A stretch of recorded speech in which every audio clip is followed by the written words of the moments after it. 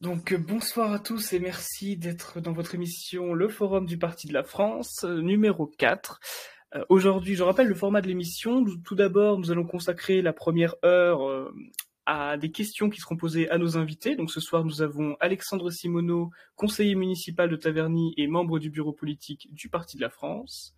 Bonjour Alexandre. Oui, bonjour Alexandre. Et Bruno Hiroux, secrétaire général du Parti de la France.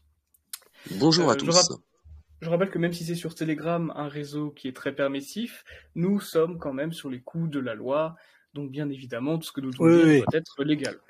Ah oui, mais même quand je suis en conversation privée avec mes amis, moi je m'astreins à la loi parce qu'on ne sait jamais. Et après ces quelques questions posées à nos invités, ce sera à vous, la communauté, de poser les vôtres à nos invités, ou de manière plus générale, sur ce dont on va parler ce soir. Évidemment, nous sommes le 21 avril, c'est une journée spéciale. 20 ans après l'annonce des premiers résultats du premier tour de Jean-Marie Le Pen, où il a réussi à se glisser au second tour, ce qui a surpris toute la France à l'époque. Nous aurons l'occasion d'en parler, bien sûr. Et nous sommes le lendemain du débat du second tour, Marine Le Pen-Emmanuel Macron, qui influencera, on espère, le vote pour le 24 avril, c'est-à-dire dimanche prochain, pour savoir qui sera notre prochain président de la République, si nous continuons sur la ligne Macron ou si nous changeons. Le débat de 2017 avait marqué les mémoires, malheureusement de manière très péjorative, de manière vraiment négative.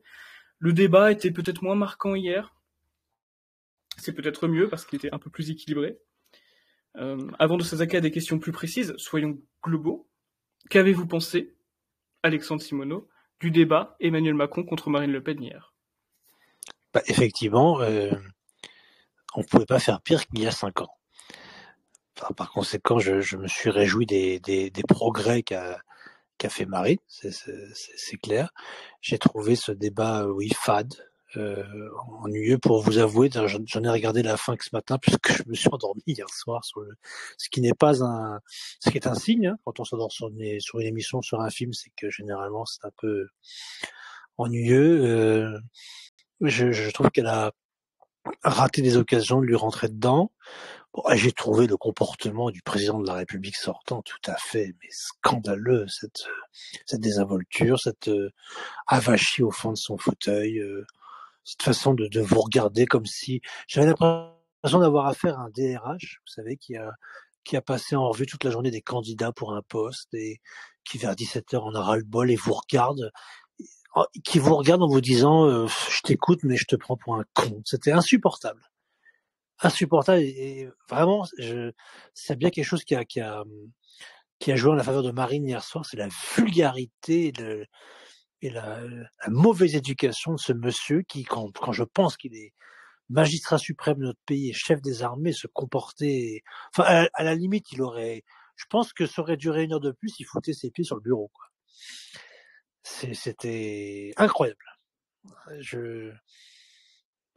Vraiment, ce comportement de parvenu, d'arriviste. Je trouve que Marine, par rapport à ça, avait pour le coup, elle, par rapport à son affiche du premier tour, femme d'État, je crois que c'est ce qui lui allait bien hier soir. Rester calme, ne pas succomber aux attaques et aux provocations et à l'agressivité.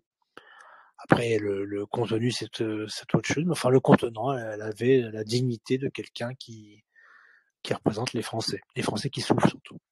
Voilà. Donc un comportement très irrespectueux, de la part d'Emmanuel Macron, pour résumer votre avis. Ah oui, moi je savais pas qu'il tenait comme ça, honnêtement.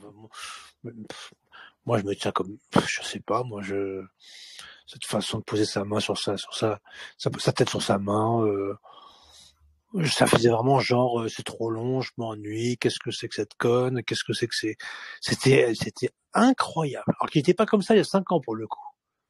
Oui, il était beaucoup plus calme il y a 5 ans. Non, mais il se tenait droit, il se tenait correctement, je veux dire. On a 16 millions de personnes qui nous regardent. Il a l'impression d'avoir déjà gagné dans sa posture. Oui, mais il est président de la République. On n'imagine pas le général de Gaulle ou Valéry Giscard d'Estaing ou François Mitterrand se tenir comme ça. Je veux dire, Il y a des façons de se tenir en société, des façons de se tenir à table, et des façons de se tenir à la télévision. Je sais pas. C'était vraiment cette façon d'être en territoire conquis, de montrer qu'il est le patron, que de toute façon tout est joué, que c'est lui et lui seul. Il a une perversité dans le regard, cet homme-là. Il a quelque chose d'inquiétant et je sais pas à quoi il. Bon, attention, comme vous l'avez dit, on est sous le coup de la loi, mais on se demande ce qu'il prend parfois pour avoir ce regard, cette agressivité. C'est un personnage. Ouais, non, puis je sais pas si les gens remarquent ça, moi, cette espèce de porter une alliance à la main gauche, une alliance à la main droite. Je trouve pas, il y a un truc bizarre dans ce personnage. Je sais pas. Très, très étrange, très étrange, très inquiétant surtout. Oui, parce que si on se le reprend dimanche pour 5 ans, il va y avoir de la souffrance. Et là, ça sera pas des gilets jaunes, ça sera des gilets jaunes, mais tachés de rouge, tachés de sang, parce que la souffrance est telle. Moi, j'ai écouté des reportages récemment, des Français qui renoncent à se chauffer, des Français qui s'endorment dans le froid, qui mettent 3 pulls, des Français. J'entendais une dame aujourd'hui qui disait qu'elle mangeait 1 jour sur 2. En France, aujourd'hui, en 2022, une dame qui travaille, qui disait mes enfants, je les nourris tous les jours, par contre, moi, je mange 1 jour sur 2. C'est incroyable. Incroyable. Ce sera la bonne transition puisque le premier sujet était comme dans le débat, c'est-à-dire le pouvoir d'achat. Mais avant ça, j'aimerais quand même poser la question à Bruno Hirou. Bruno, qu'est-ce que tu as pensé du débat hier ?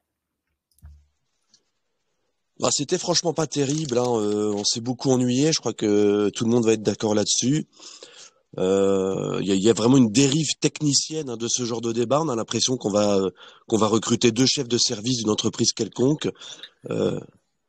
C'est extrêmement technique. C'est des discussions d'intendant quelque part. Il n'y a pas de vision. Qu'est-ce que la France? Où va la France? Quel est l'état de notre identité, comment la préserver. Les grands sujets n'ont pas été abordés et je pense que le format en lui-même n'est pas bon ni intéressant.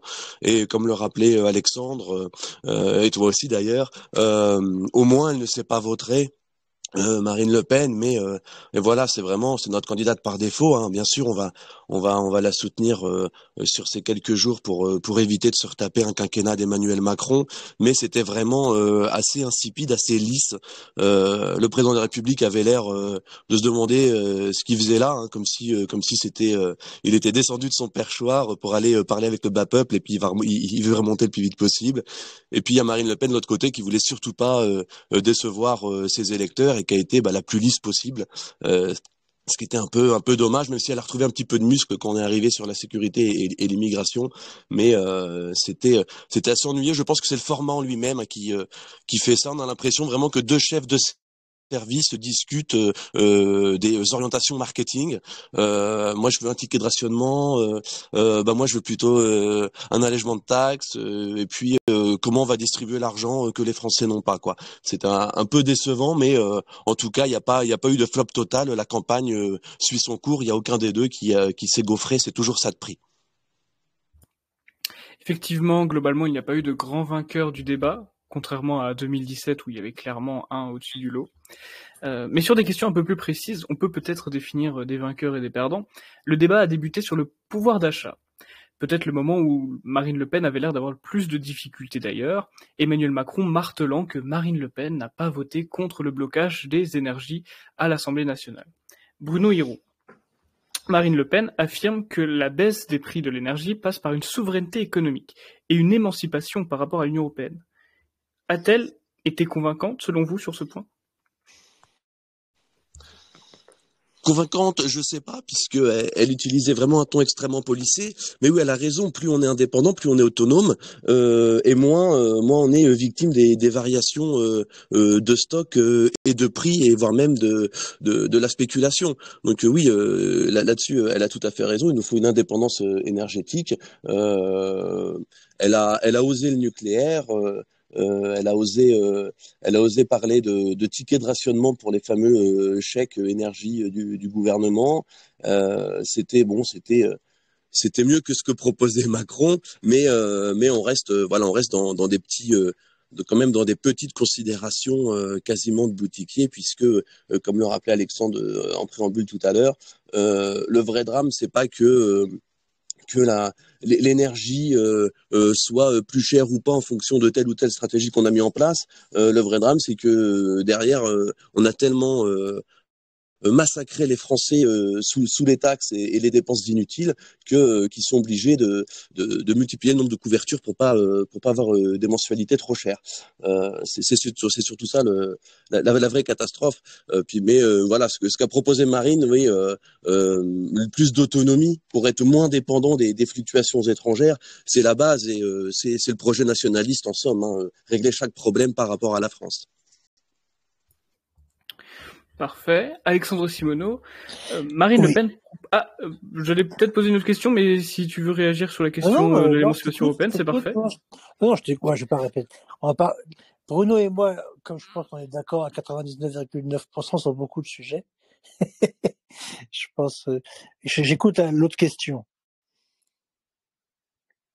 Ah, parfait. Donc l'autre question que j'avais préparée pour toi, c'était Marine Le Pen propose la suppression de la TVA pour un panier de 100 produits de nécessité. Marine Le Pen a-t-elle raison Ça me paraît, oui, ça me paraît tout à fait juste. Pour moi, les initiales TVA, j'ai appris ça en économie à Assas, ça veut dire très valable arnaque. Mais c'est extraordinaire, c'est qu'un homme, son réveil sonne le matin, alors, déjà il est taxé. Il allume sa lampe de chevet, il est taxé. Il allume sa machine à café, il est taxé. Il allume ça, il fait couler de l'eau pour se raser. On passe notre vie à être taxé. C'est scandaleux. Je trouve que c'est une excellente idée de supprimer cette TVA pour des produits, oui, de première vie, j'oserais dire, de première nécessité. Mais moi, ce qui m'a le plus troublé hier soir, et j'ai trouvé vraiment Marine désarmée par rapport à à une attaque qui était pourtant simple à défendre, c'est quand il a osé lui dire que du fait qu'elle avait emprunté de l'argent à une banque russe, elle était un vassal du pouvoir russe et que la Russie était son banquier. Enfin, je veux dire, moi, je peux emprunter de l'argent à une banque sans être le vassal et le larbin du président directeur général de cette banque. Et je trouve que là-dessus, elle ne s'est pas défendue. Je veux dire, ce qui est scandaleux, c'est que Marine Le Pen, qui préside un mouvement qui, soyons objectifs dans les résultats, qui est régulièrement le premier, le deuxième, voire le troisième, ou même le quatrième mouvement national de ce pays, ne puisse pas obtenir un prêt dans une banque française. C'est ça le véritable scandale. Et l'accuser d'être le larbin de la Russie parce qu'elle s'est tournée vers une banque russe pour obtenir de l'argent. J'ai trouvé ça tout à fait scandaleux. Et je trouve qu'elle ne s'est pas assez défendue sur ce sujet-là. D'ailleurs, son père, Jean-Marie Le Pen, a fait un tweet ce matin pour dire que cette attaque était de la part de Macron, était tout à fait scandaleuse. Je veux dire, bon, quand on n'arrive pas à obtenir de l'argent d'une banque de notre pays, c'est normal de se retourner vers d'autres banques voisines. Ça ne fait pas de la personne qui emprunte un esclave. Oui, bien sûr. Et d'ailleurs, en parlant de cela, c'est une petite anecdote personnelle, mais quand j'ai commencé à rejoindre le Front National, parce que j'ai fait partie de ce parti à l'époque en 2017, c'était l'année où la Société Générale avait exclu le Front National tout à fait. C'est cela. Et d'ailleurs, ma première action, le 5 novembre, c'était une manifestation devant la Société Générale de Dijon. Et c'est à partir de ce moment-là où, effectivement, le parti a été obligé, littéralement obligé, parce qu'aucune banque ne voulait d'eux, emprunter à l'extérieur. Et comme tu le soulignes très bien, Alexandre, c'est pas parce qu'on emprunte dans une banque étrangère qu'on est soumis à ce pays. Il y a littéralement. Non, mais l'argument de Macron était ridicule. Monsieur Poutine n'est pas un chef d'État. Monsieur Poutine est votre banquier. Enfin, c'est ridicule. Il n'y a aucun rapport. C'était nul. Mais ça a peut-être joué en sa faveur. Espérons. Enfin, les gens sont tellement. Espérons que les Français comprennent la nuance. Ça fait 20 ans, Espérons-le. ça fait 20 ans, j'espère que les Français comprennent.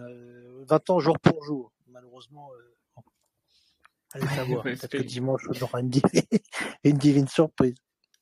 espérons qu'ils n'ouvriront pas les yeux trop tard. C'est tout ce que j'espère personnellement. Plus tard Moi dans le aussi. débat, la retraite Oui. a été une question qui a été posée. On va être très bref sur cette question-là car nous avons encore d'autres thèmes. Mais Emmanuel Macron, globalement, propose l'âge de la retraite à 65 ans comme départ. Bruno Hiroux, vous qui êtes secrétaire général du Parti de la France, moi j'aimerais savoir, et nos auditeurs aussi, quelle est la position du Parti de la France par rapport à la retraite.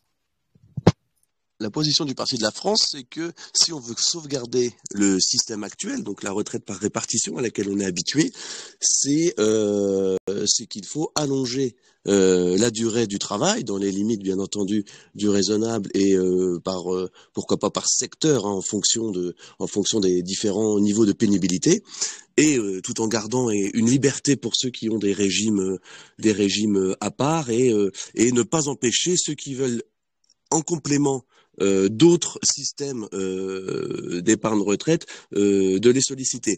Mais oui, le fait de dire que le système va pouvoir perdurer sans qu'on endette les générations futures en gardant ou en diminuant l'âge de départ à la retraite, c'est une hérésie quasi communiste.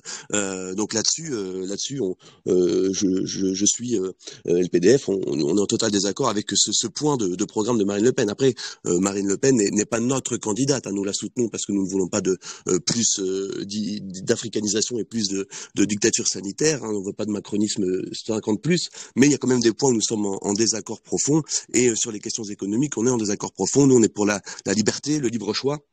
Et aussi pour eux, pour que si le système par répartition doive perdurer, il faut que la durée de cotisation des travailleurs soit plus longue, mais en tout cas pas plus courte, ça c'est sûr. C'était déjà une erreur de le faire dans les années 80, si je ne m'abuse, et ce serait une encore plus grave erreur de le faire maintenant. Il faut plutôt appuyer ce système de solidarité par une grande politique nataliste française.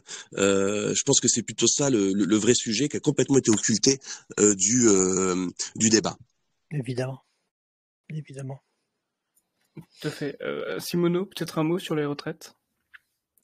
Oui, on peut pas fixer fixer un âge de départ à la retraite est absurde en soi. Évidemment, celui qui pratique à longueur de journée la métallurgie ou je crois l'un des pires, je crois que c'est le marteau-piqueur. Il était aussi insupportable pour celui qui le manœuvre, pour celui qui l'entend toute la journée. On peut pas le comparer avec celui qui est dans une banque ou qui met des tampons dans une mairie. Tout ça on peut pas fixer un âge comme ça général. Je pense tout simplement.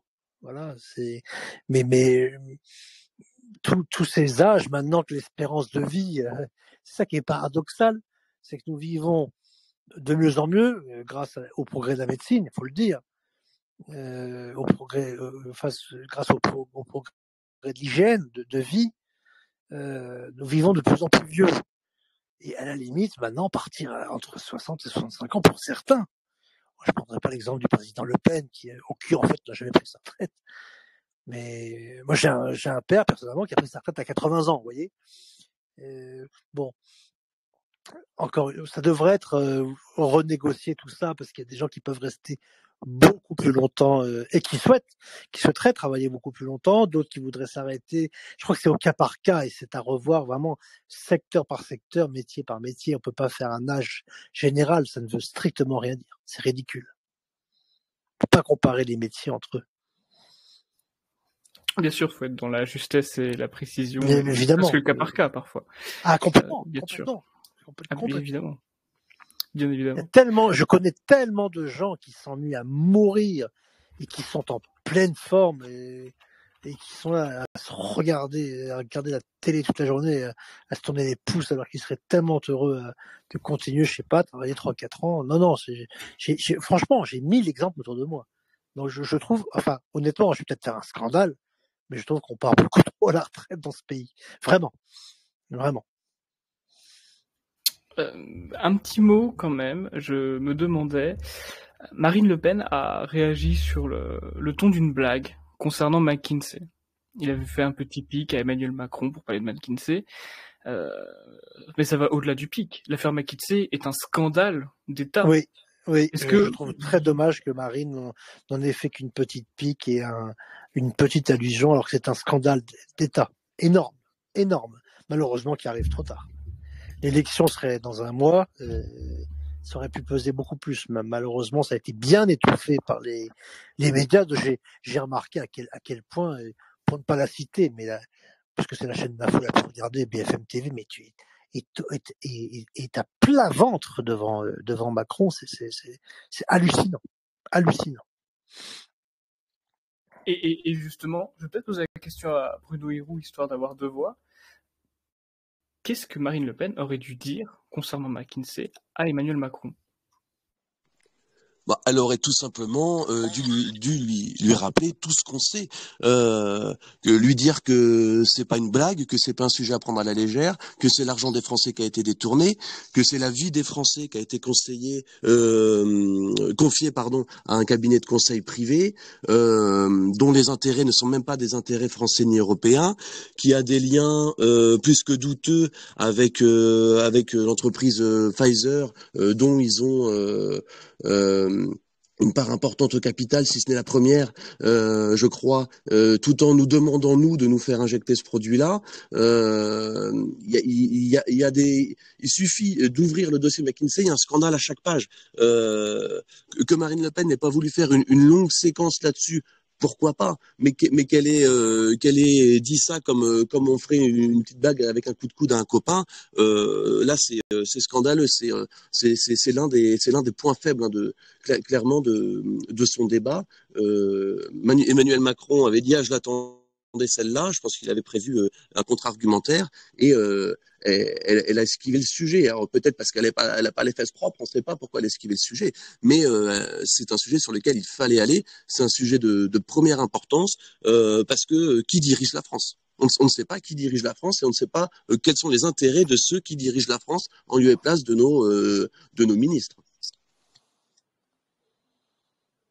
Et effectivement, c'est dommage que Marine Le Pen n'ait pas plus insisté là-dessus, car le faire au détriment d'une blague, l'opinion publique, elle pense que c'est juste une anecdote. Voilà, McKinsey, c'est une anecdote, alors que non, c'est un vrai scandale d'État, à mon humble avis. Et plus tard encore dans le débat, on avait dit que le niveau scolaire était en baisse.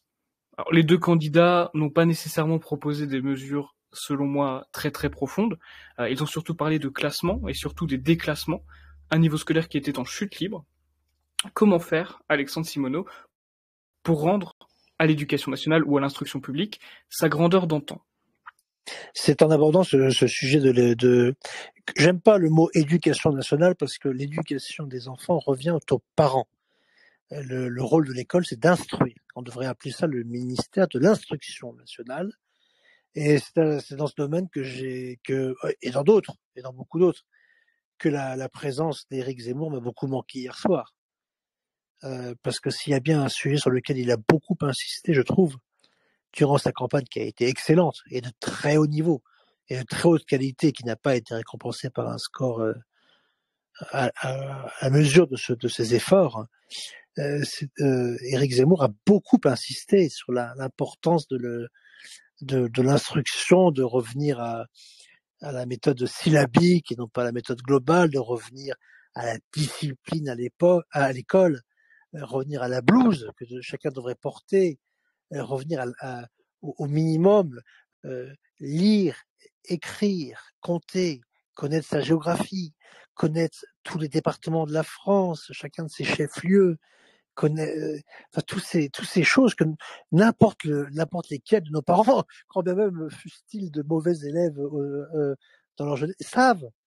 Et moi, je vois la différence qu'il y a entre la culture de mes parents. Bon, mes grands-parents sont plus là, mais je me souviens de leur culture. Mais je parle pas d'une culture exceptionnelle, mais d'un savoir qu'ils avaient reçu dans une école d'État, école publique, qu'on ne retrouve plus. Moi, j'ai été sidéré de voir dans ma ville de Taverny, qui n'est pas une petite ville, le niveau d'instruction des écoles publiques, c'est consternant. C'est consternant, c'est lamentable, voire même scandaleux. On apprend maintenant, dans ces écoles, on apprend aux enfants à mal apprendre. On leur apprend à mal parler. On leur apprend à mal écrire. On leur apprend à mal s'exprimer. C'est vraiment des faits que j'ai constatés de manière objective. Et ça, c'est très important parce que l'école, c'est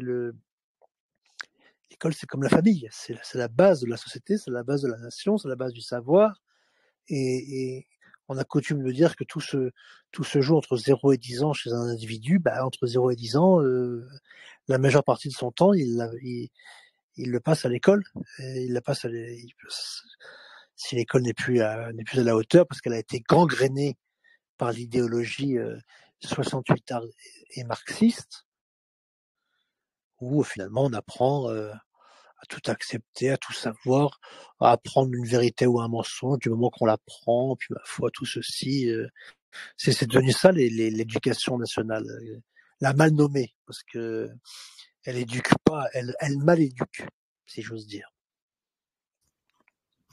D'ailleurs, je ne sais pas si on va s'inspirer de nos amis scandinaves, mais en Suède, j'ai vu qu'il y avait déjà un certain nombre d'écoles primaires qui proposaient des vestiaires pour les non-binaires. Ah oui, oui, j'avais oublié ça. Oui, c'est vrai que ça c'est encore un autre problème à part. C'est hallucinant. Donc, hallucinant. Mais ceux qui fomentent ces choses-là, ils savent très très bien ce qu'ils font. Vous savez la phrase du Christ, malheur à celui qui scandalisera l'un de ses petits enfants. Il savait très bien ce qu'il disait parce que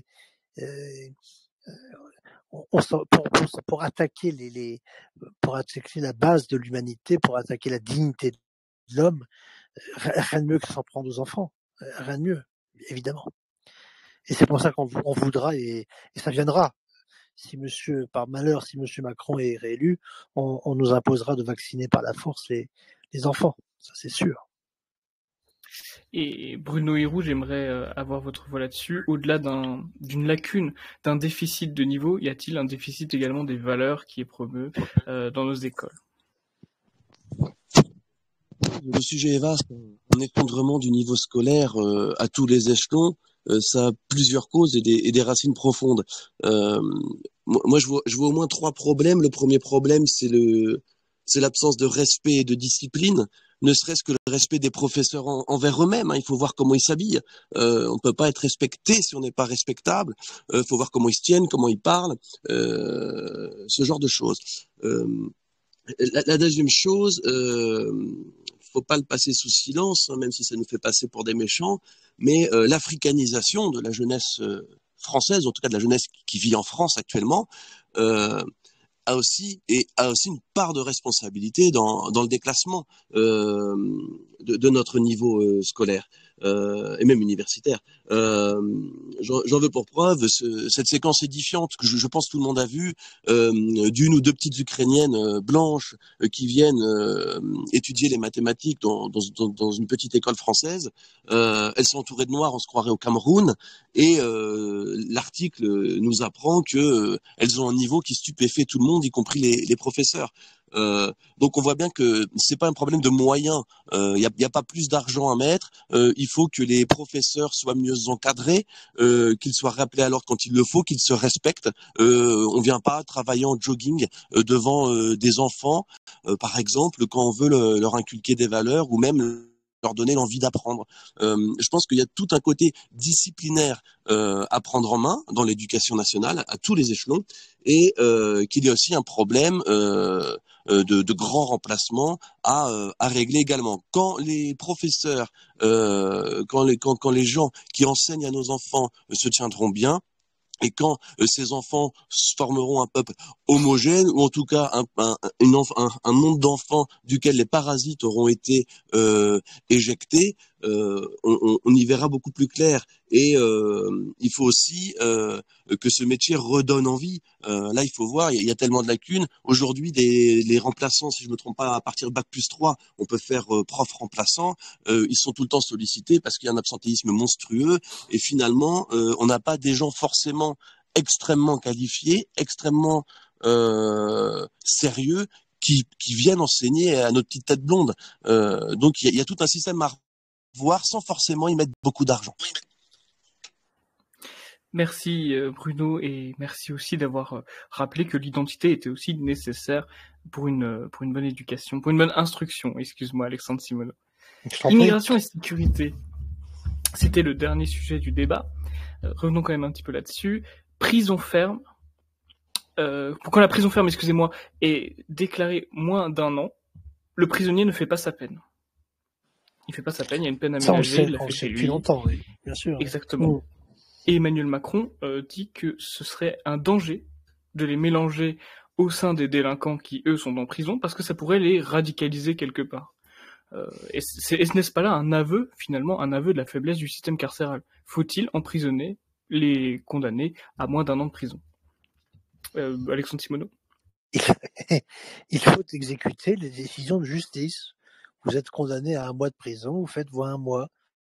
Vous êtes condamné à 1 semaine, vous faites votre semaine. Vous êtes condamné à 4 mois, vous faites vos 4 mois. Jean-Marie Le Pen, en 2002, donc ça fait maintenant 20 ans, avait demandé à ce que l'on construise 100 000 places de prison. Bon, on en est loin, mais il est évident que si vous commettez une infraction, un délit ou un crime, et qu'il n'y a pas en face la réponse judiciaire, ça lance un très mauvais signal. Ça lance un signal libéral, laxiste. Finalement, chacun peut faire ce qu'il veut. Vous risquez pas grand-chose. Puis de toute façon, vous serez. Non, il faut des peines qui soient exécutées noir sur blanc, telles qu'elles sont écrites. Sinon, ça donne le signal d'un pays où finalement vous pouvez faire tout ce que vous voulez, vous risquez pas grand-chose finalement. Effectivement, concernant les places de prison, je tenais à rajouter qu'il y a à peu près 60 000, 59 000 si on veut être rigoureux, places de prison disponibles, contre 70 000 détenus. Oui, non, mais c'est comme ça depuis 20 ans. C'est incroyable. Et la question n'a vraiment pas été résolue de ce qu'on voit. Non. J'avais une question pour Bruno Hirou, donc ça concerne toujours la sécurité. Marine Le Pen veut interdire le voile dans l'espace public. Emmanuel Macron nous dit, alors personnellement j'ai explosé de rire devant ma télévision quand j'ai entendu ça, Emmanuel Macron nous dit que cette loi-là va créer la guerre civile. Comme si c'était Marine qui engendrerait la guerre civile. Bruno Hirou, quelle est votre position par rapport au voile? Et finalement, qui crée la guerre civile? Alors, je vais donner ma position sur le voile dans un instant, mais effectivement, je voudrais commencer par cette partie surréaliste de Macron qui dit que si on empêche quelques femmes musulmanes de se voiler, il y aura la guerre civile. Donc Macron est en train de nous dire que si on prend des lois qui déplaisent aux musulmans, les musulmans risquent de se retourner contre l'État. C'est un très bel aveu de ce que lui-même pense de la population musulmane qu'il prétend aimer et protéger. Après, la question du voile est une non-question. Pour moi, c'est du niveau du burkini ou de ce genre de choses. Le vrai problème, c'est qu'il y a un islam en France qui est la conséquence de l'immigration colonisation, de l'immigration invasion, et il faut la rémigration, quoi, l'inversion des flux migratoires. Il faut faire refluer ces gens et ces cultures qui ne sont pas de chez nous. Et le vrai problème, c'est qu'il y a un islam qui est implanté en France. Le problème, c'est pas le voile. Le problème, c'est l'islam. Il faut que la désislamisation de la France soit enclenchée. Malheureusement, c'est pas dans les projets de Marine, mais c'est ça le vrai problème. Le voile, dans 2 mois, ce sera le burkini. Dans 2 mois, c'est l'été, on parlera du burkini peut-être. C'est toujours le même cinéma. Le vrai problème, c'est que s'il y a un islam en France, c'est parce qu'il y a trop d'immigration en France, de gens qui sont venus pour s'installer, pour coloniser la France. Il faut décoloniser la France. C'est ça, je pense, le vrai bout du sujet, et pas cette histoire de voile. Qu'il y ait des musulmanes qui se voilent, c'est normal. Ce qui est pas normal, c'est que les musulmanes puissent pratiquer un islam en France. Voilà mon opinion sur ce sujet.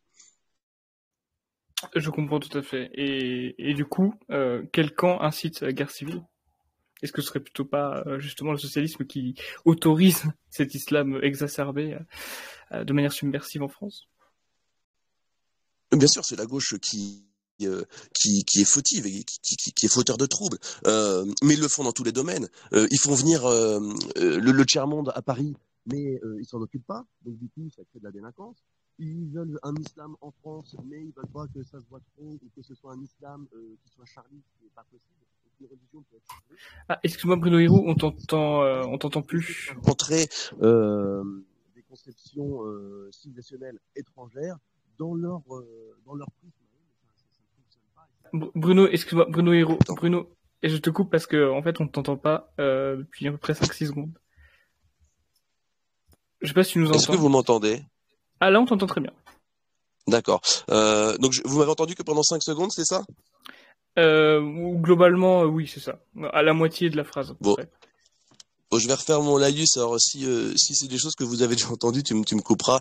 Non, je disais que le problème n'est pas que des femmes portent le voile, puisque dans 2 mois c'est l'été, le problème ce sera le burkini. Non, le problème c'est qu'il y a un islam en France.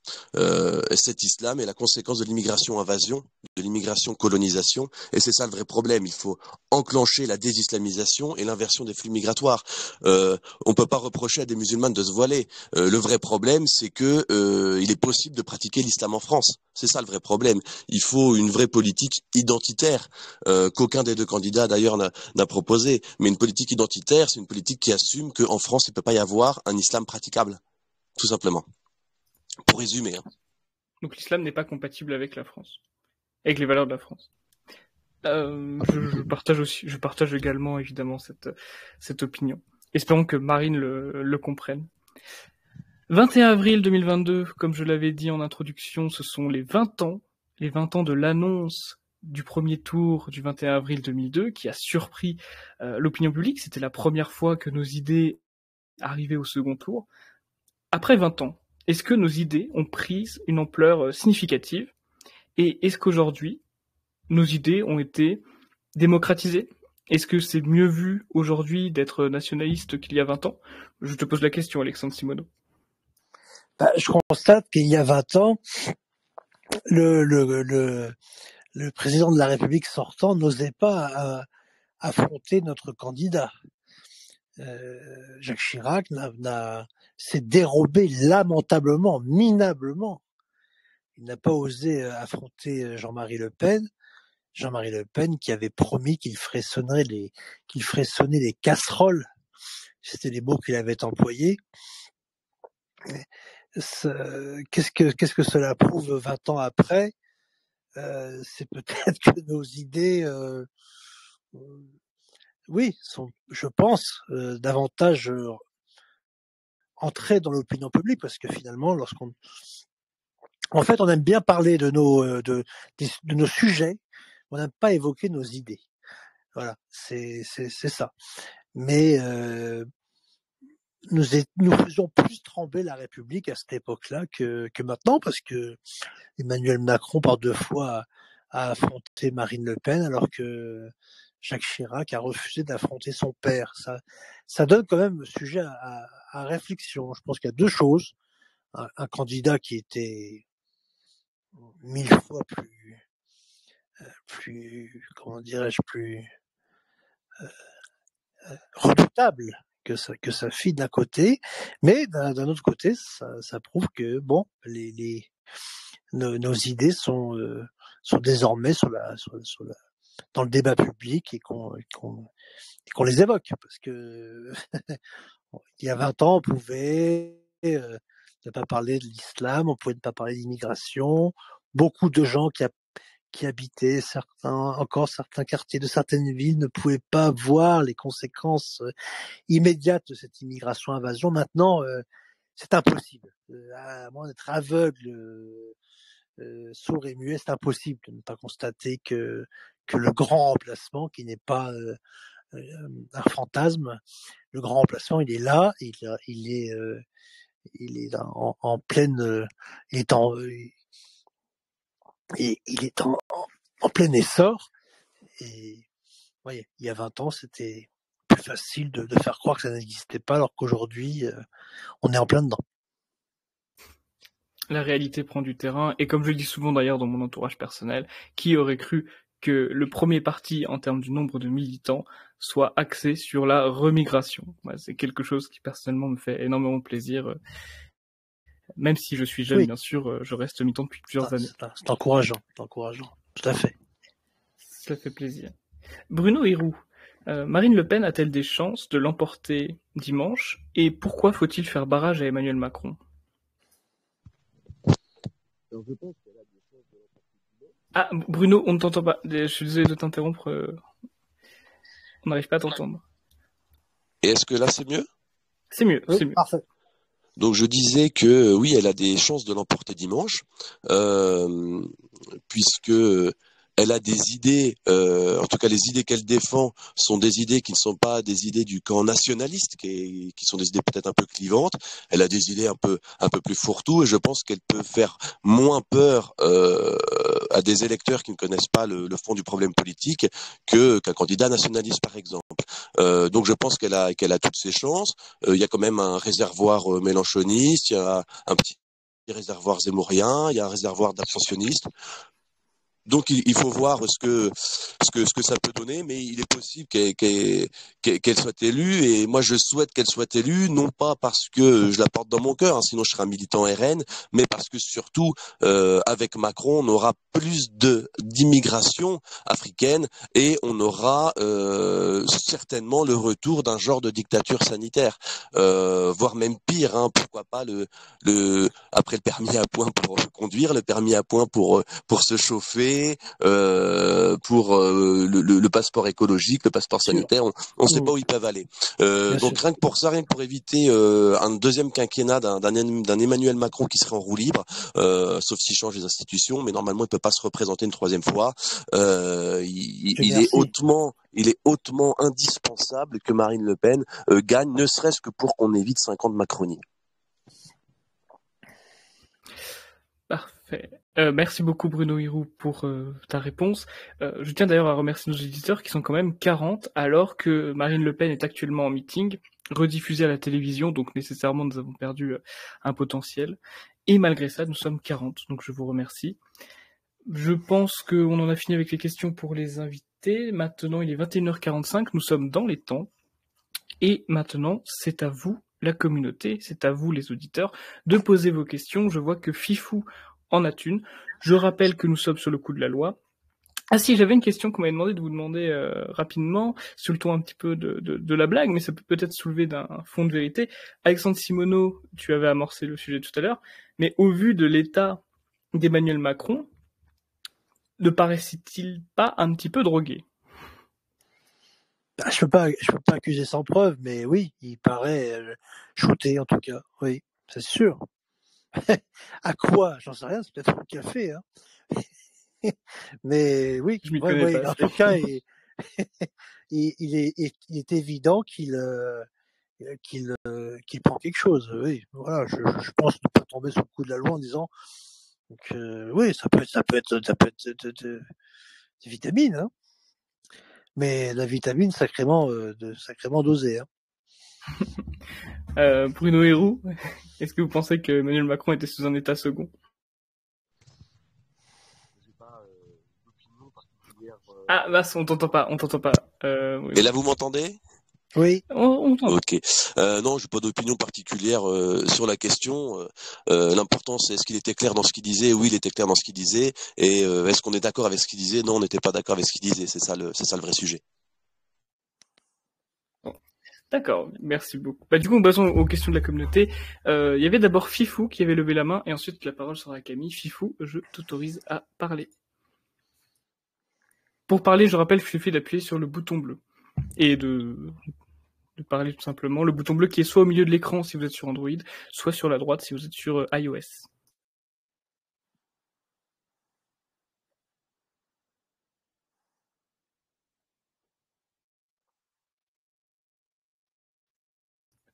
Bon bah du coup Fifou, je suis désolé, tu pourras relever la main si jamais tu veux reparler, parce que j'ai pas, tu as visiblement pas réussi à appuyer sur le bouton bleu.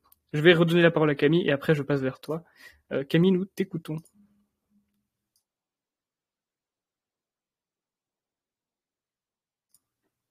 Donc pour rappel, il suffit d'appuyer sur le bouton bleu à droite.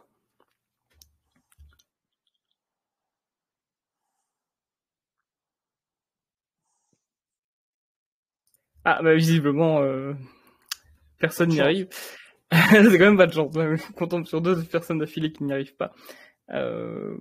Bon, le logo, au-delà du lettre bleu, le logo c'est tout simplement un microphone.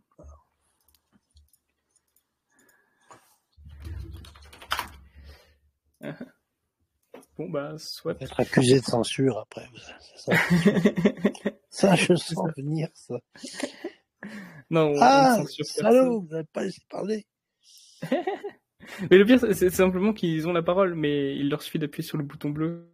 Oui, alors je sais pas comment après, ça fonctionne. Je serais serais bien mal placé pour donner des... J'ai déjà réussi à me connecter, ce qui est un miracle. Bah, très bien. Écoutez, je sais pas si quelqu'un d'autre peut-être a une question. Sinon, en attendant, soyons peut-être un peu légers en attendant qu'une main se lève. Où Alexandre étiez-vous le Simoneau, 24 avril 2002 à 20h? Alors, c'est une question qu'on pose souvent quand il s'agit du 11 septembre ou de l'incendie de Notre-Dame. Ben, j'étais coincé dans les embouteillages et je me souviens ce jour-là d'avoir mis à l'arrière de ma voiture un drapeau bleu-blanc-rouge que j'avais enroulé en me disant bon, on sait jamais. Et c'est vrai que donc, je me dirigeais vers le paquebot et je me souviens avoir appris à 20h dans les bouchons la qualification de Jean-Marie au deuxième tour et donc d'avoir sorti mon drapeau par la fenêtre de la voiture et d'avoir fait pour le coup, au lieu d'aller directement au port de Saint-Cloud, d'avoir fait un tour entier du périphérique en arborant ce drapeau, alors, félicité, encouragé par les uns et insulté par les autres, c'était assez amusant. Souvenir inoubliable et impérissable. Un très très beau souvenir. Qui marquait pour moi ça coïncidait avec mes 10 ans d'engagement au Front National, duquel j'avais été le plus jeune adhérent de France en 92 à 14 ans, donc c'était un bel anniversaire, vraiment. Ah, super. Et comment va-t-il actuellement? Il va bien? Oui, impeccable. Parfait. Il aimerait bien boire le champagne à l'Élysée d'ici quelques jours. Et il y croit. C'est tout à fait faisable. C'est tout à fait faisable.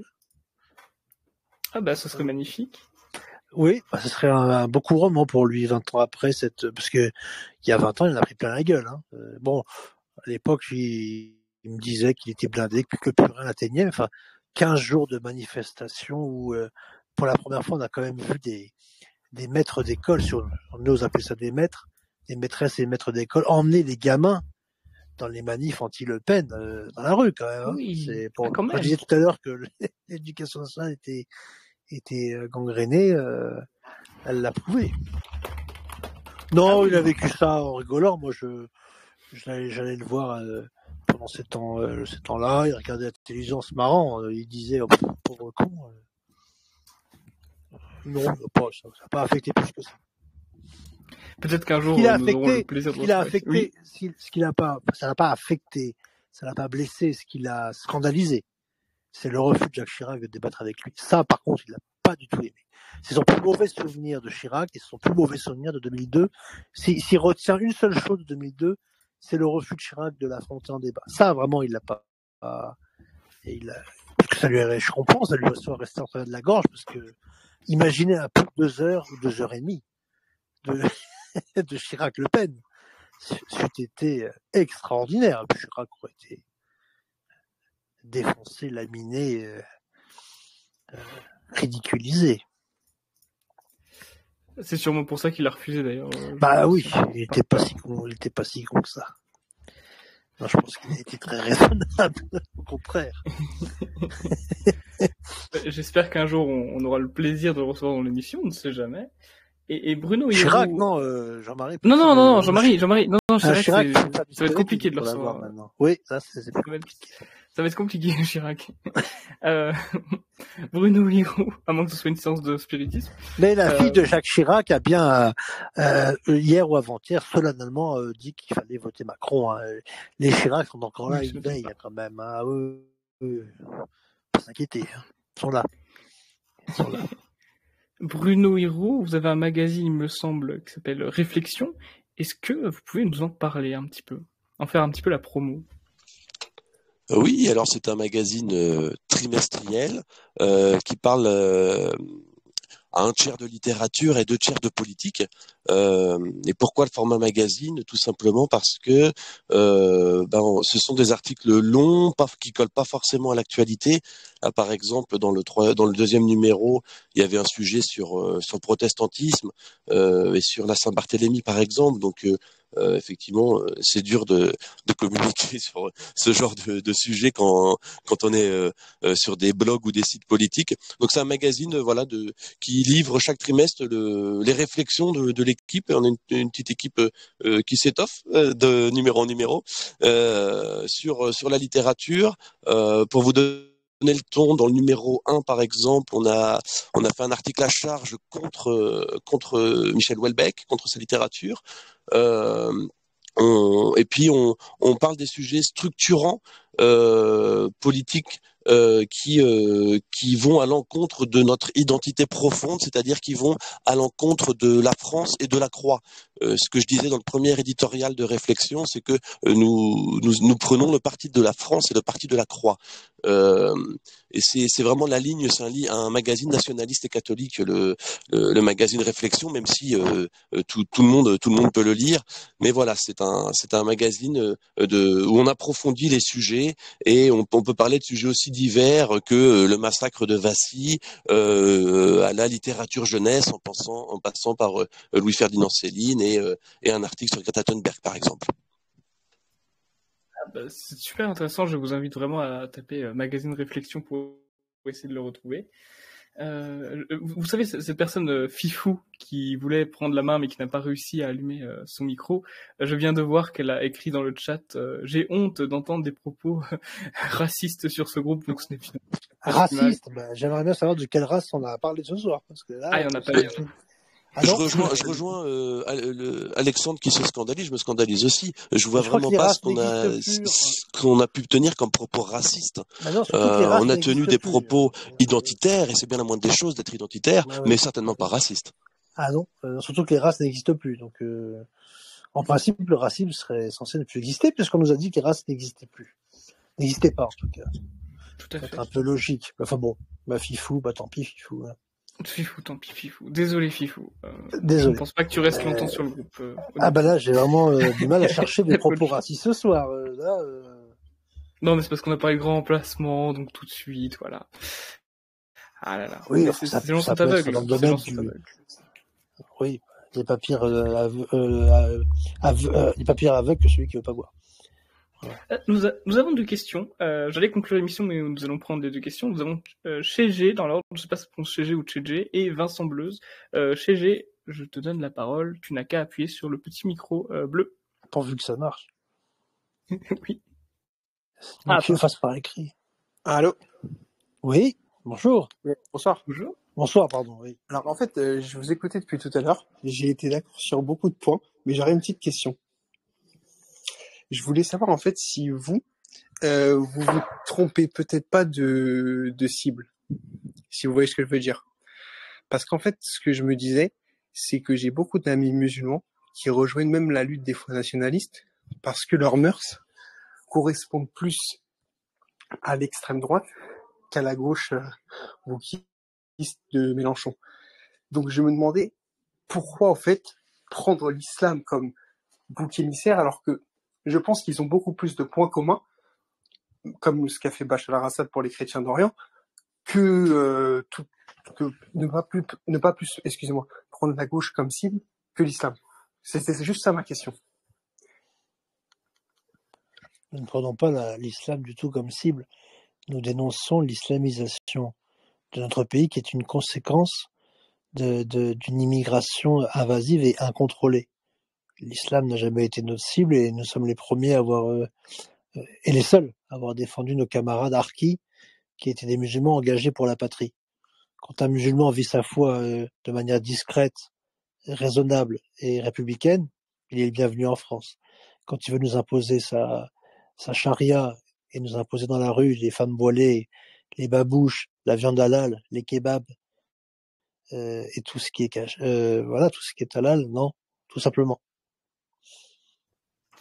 Et Bruno Hirou, peut-être un mot sur cette question de Tchétché.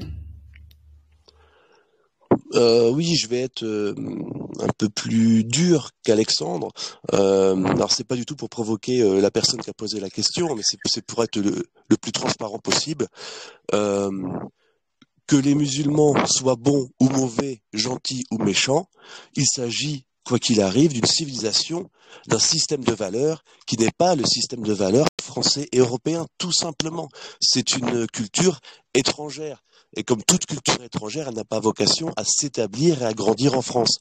Alors ce n'est pas contre l'islam, c'est pas une stratégie anti-islam, c'est une question de cohérence. Nous voulons défendre notre identité contre tout ce qui peut la menacer, et plus d'islamisation, c'est moins de France, tout simplement. Merci beaucoup pour cette réponse. Donc c'est la parole une fois par personne. Et Vincent Bleuze conclura l'émission. Après, nous aurons 1 heure pile d'émission. Vincent Bleuze, je t'autorise à prendre la parole. Tu as simplement à appuyer sur le bouton bleu.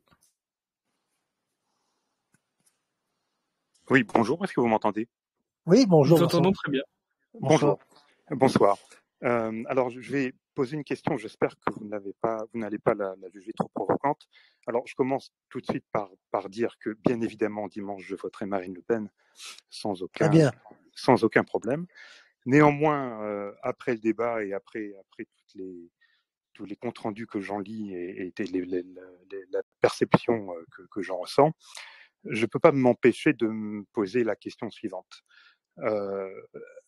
Il y avait tant de perches pendant ce débat que Marine n'a pas prises. Il y avait tant d'opportunités de renverser la table, de clamer des vérités devant les Français, tant d'occasions qui n'ont pas été prises. Alors, je ne peux pas m'empêcher de me poser la question, est-ce que vous pensez que, au fond d'elle, vraiment au fond d'elle, Marine Le Pen veut le pouvoir, veut exercer cette fonction? Est-ce qu'elle le veut vraiment au fond d'elle?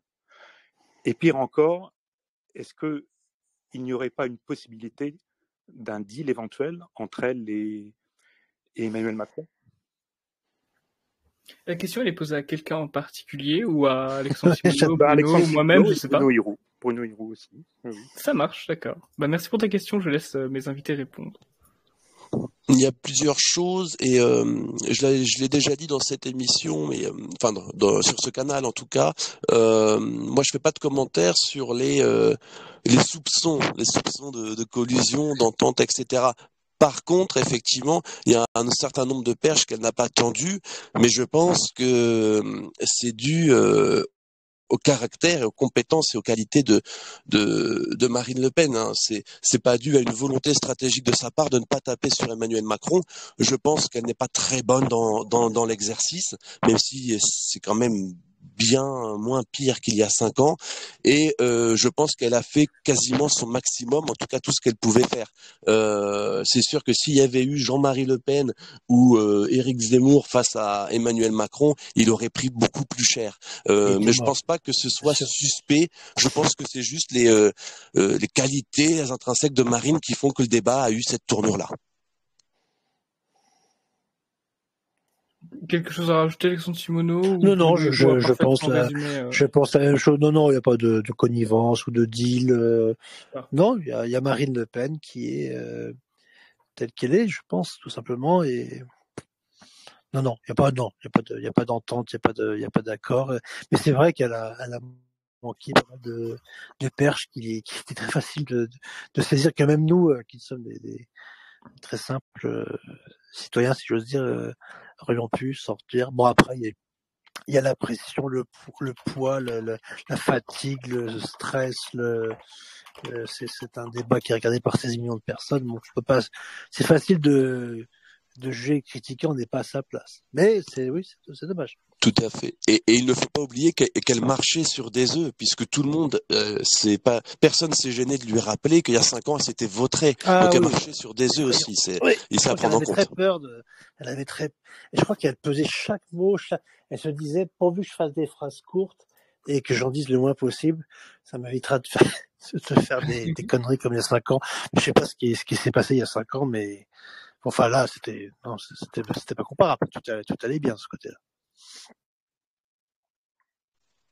Du coup, avant de conclure l'émission, pas répondu au bout de la question sur est-ce qu'elle veut vraiment du pouvoir. Oui, je pense qu'elle en veut vraiment. Quand on mène une campagne comme ça, si on veut pas gagner, on peut pas mener une telle campagne, tout simplement. Je suis d'accord avec Bruno. Je pense que Marine Le Pen veut le pouvoir. Il y a pas de débat là-dessus. Du coup, je donne la parole, excusez-moi, à Nico, avant de conclure l'émission. Nico, si tu souhaites parler, tu n'as qu'à appuyer sur le bouton bleu du microphone et nous écouterons avec plaisir ta question et là, nous pourrons conclure. Nous avons dépassé les 22 heures. Bonsoir à tous. J'avais une question pour Bruno Hirou. Je voulais savoir où peut-on se procurer son magazine, en fait. Le magazine Réflexion. Excellente question, Bruno Hirou. Je te laisse le plaisir de répondre. Ah bah c'est avec grand plaisir. Sur le site internet, alors sans accent et tout en minuscule, magazineréflexion.wordpress.com. Donc magazine réflexion avec un S à la fin de réflexion.wordpress.com. Et vous avez les 2 premiers numéros que vous pouvez déjà acheter. Vous pouvez aussi vous abonner. Il y a le numéro 3 qui sort au mois de mai. Bah parfait, tant mieux. J'avoue que je me renseignerai également sur le magazine. Bah écoutez, je pense que nous pourrons conclure l'émission là-dessus. Je vous remercie Alexandre Simoneau et Bruno Hirou de nous avoir rejoints. Nous espérons que la troisième invitée qui n'a pas pu venir pourra se rétablir. Si vous avez un mot de la fin à rajouter, de la fin, n'hésitez pas. Écoutez, quels que soient vos différends, quelles que soient les blessures que vous ayez pu avoir par le passé, quelles que soient les déceptions que vous ayez pu rencontrer, pas une seule voix ne doit manquer dimanche prochain à Madame Marine Le Pen. Donc votez Marine Le Pen et si vous n'avez pas envie, votez pour elle parce que c'est pour la France. Voilà. Je rappelle à mes auditeurs, excusez-moi, de faire la promotion du forum du Parti de la France. Plus vous êtes, mieux c'est, plus il y a de questions pertinentes. Bruno Hirou, je ne sais pas si tu as un petit mot à ajouter. Après, nous pourrons mettre fin. Oui, pas une voix ne doit manquer contre Emmanuel Macron dimanche, c'est clair. Il faut glisser le bulletin Marine Le Pen dans l'urne. Et quel que soit le résultat, que Macron soit président ou que Marine soit présidente, n'oubliez pas que la vie continue et que la vie militante continuera, qu'il faudra continuer à se battre pour que nos idées ne disparaissent pas et pour que nous-mêmes, nous ne disparaissions pas. Et comme disait Éric Zemmour, et surtout, vive la France. La France. Excellente conclusion d'Alexandre Simoneau et de Bruno Hirou. Moi, je veux vous dire la même chose. Votez Marine Le Pen, peu importe ce que vous pensez d'elle. Rien ne peut être pire qu'un second mandat d'Emmanuel Macron. Rien ne peut être pire. Absolument rien. Moi, je ne veux pas me retrouver à 8 doses avec du confinement. Voilà, j'ai pas envie d'être confiné, d'avoir LGBT partout et d'immigration partout. Faut pas croire qu'en s'abstenant ou en votant blanc, on vote contre Macron. On vote contre Macron en votant Marine Le Pen. Voilà, c'est clair. Exactement. Voilà. Et ben, espérons qu'elle gagne dimanche pour que la France soit un minimum préservée. Je vais mettre fin à l'appel. Ce sera disponible en rediffusion dans le groupe. Tout ce qu'on a fait là. Je vous remercie. Merci beaucoup. Bonne soirée.